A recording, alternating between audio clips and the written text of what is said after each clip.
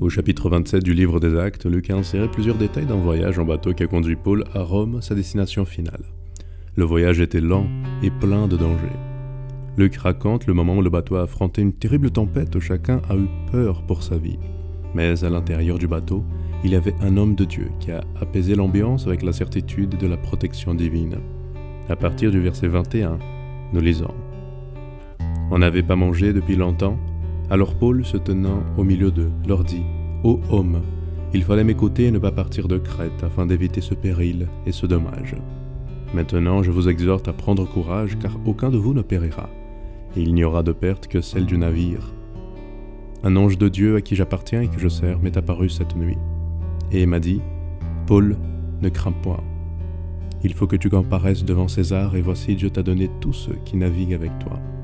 C'est pourquoi, ô hommes, rassurez-vous, car j'ai cette confiance en Dieu, qu'il en sera comme il m'a été dit. » Tu sais, la vie qui est cachée en Dieu ne peut être volée avant l'heure fixée par son Créateur.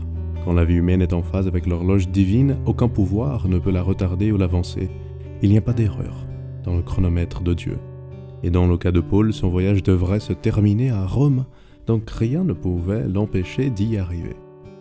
Et ce qui m'étonne, c'est que Paul savait qu'à Rome, il allait mourir comme un martyr. Et en connaissance de cause, il n'a pas essayé d'échapper à son instinct. D'une certaine manière, il savait que le prix de son message pour atteindre la capitale du monde de son époque était élevé.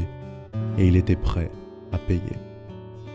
Paul est un héros qui doit nous inspirer pour avoir le courage de payer le prix de l'Évangile pour atteindre les extrémités de la terre.